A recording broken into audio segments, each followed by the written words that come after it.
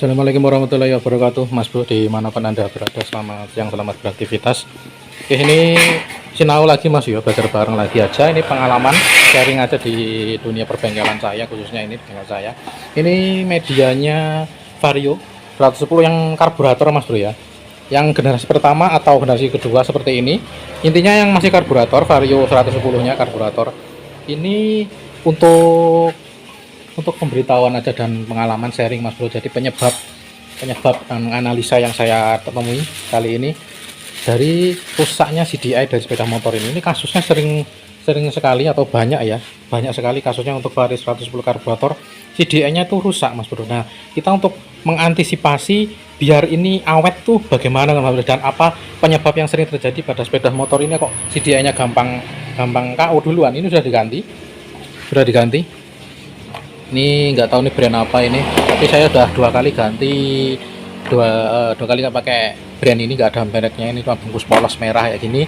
Lumayan CDI-nya, nggak aneh-aneh. Udah di dalam sini ya, udah saya rapikan sih bagian sini.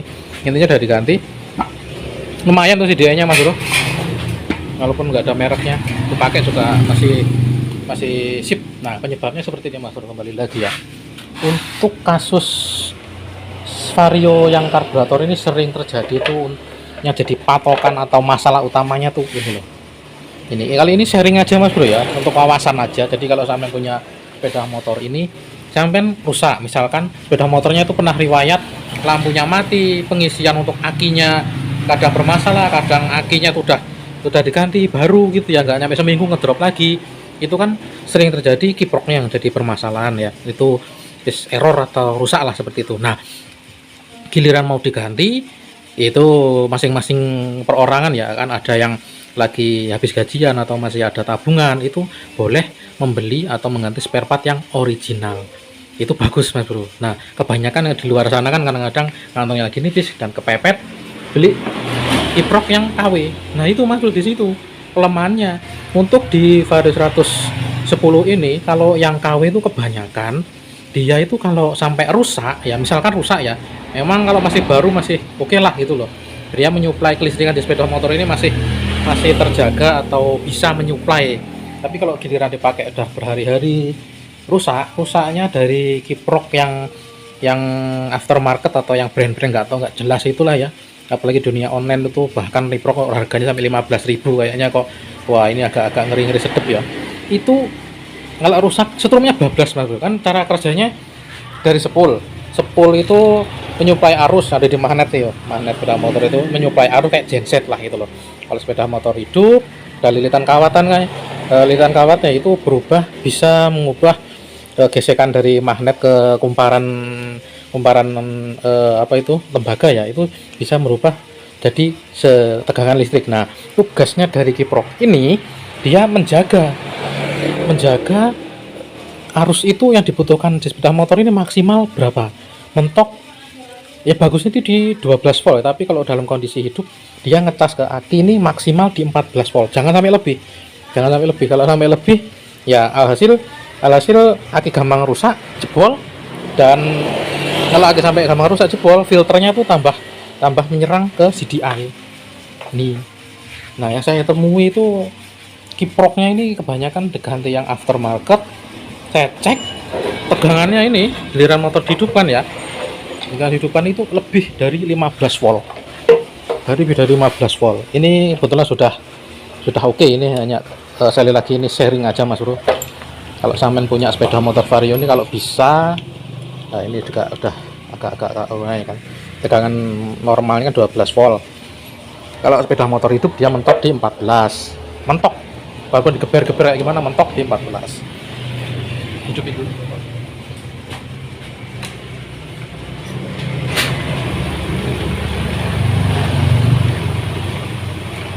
Oke.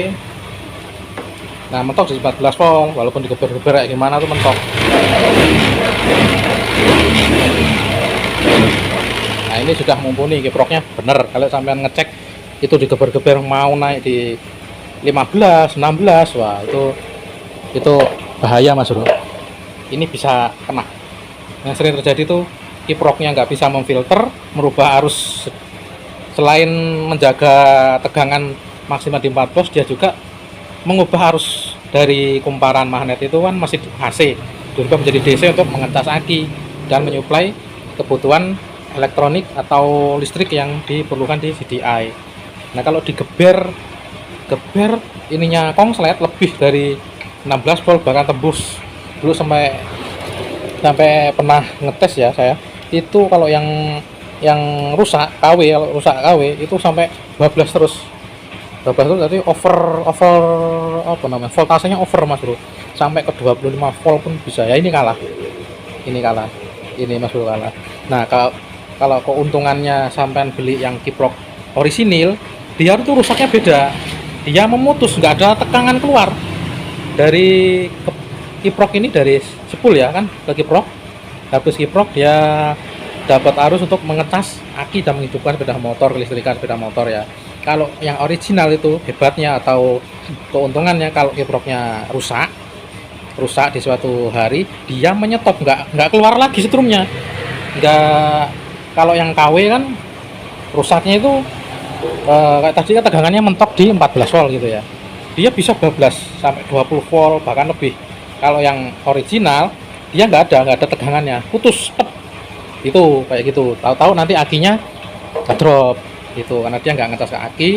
Jadi sistem kelistrikan ngambil strum di aki. Kalau akinya udah habis, ya udah motor mogok. Itu tanda-tanda seperti itu. Keuntungannya ya beda dengan yang KW. Kalau KW strumnya bablas saja terus, nggak ada filternya. Itu yang saya cermati Mas Bro ya, yang saya telusuri kok kenapa Vario ini kasusnya sering sekali jebol untuk CDI-nya, ketimbang Beat malah nggak nemu saya kasusnya itu untuk CDI-nya rusak ya, jebol karena over charging atau overcharge. Itu Beat yang karburator itu nggak nemu malah saya tuh kasus itu. Nah, Vario kok sering ya, ternyata kiproknya Mas Bro. Kalau ganti kiprok ya kalau bisa tuh sekali lagi yang bahannya atau yang mereknya atau yang paling tidak tuh yang original lah, itu nggak bakal awet nantinya, karena dia akan berhenti di kayak gini, digeber-geber ya berhenti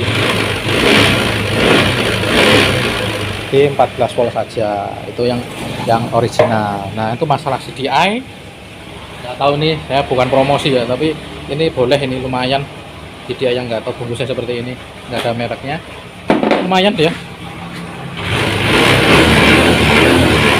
Oh, mau Mas Bro.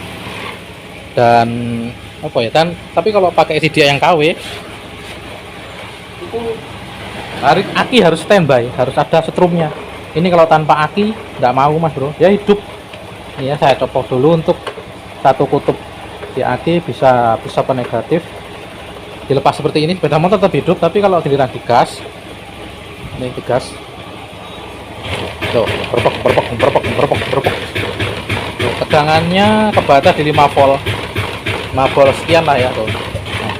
Nah gitu minusnya pakai CDI KW yang kayak tadi ini bungkusnya merah itu, dia akinya harus ada tegangannya, harus tidaknya fungsi nyimpen setrumnya aja dikit aja masih baru mau. Ini untuk elektrik starter akinya udah nggak kuat, tapi untuk ini aja dulu katanya yang punya, bertahap nanti besok bisa beli aki lagi yang bagus. Oke, sampai sini paham Mas Bro ya. Jadi apa yang saya maksud tadi itu, kalau sampai sekali lagi pengguna sepeda motor Vario 110 masih karburator, kalau ganti kiprok itu sebaiknya ini hanya himbauan, sebaiknya cari yang part yang original juga. Kalau di dunia online hati-hati ya, kalau original bungkusnya Honda atau apa original tapi harganya kok 15.000 50.000, itu kadang-kadang kewadukan itu barang aspal atau SKW, malah dibungkusnya aja yang Honda. Kalau originalnya sampai 100 lebih ini, kalau untuk saat ini ya di tempat saya ini 100 lebih ini untuk part originalnya.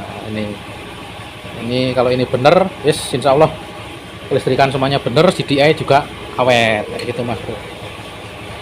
Ini kisah aja Mas Bro, jadi kayak gitu ya Mas Bro ya, yang saya maksud agar nggak mudah ganti CDI, apalagi sekarang CDI yang original tuh agak susah ditemukan. Jadi eman-eman kalau masa sepeda motor saya masih original CDI-nya, terus kiproknya yang imitasi ya, itu waspada aja.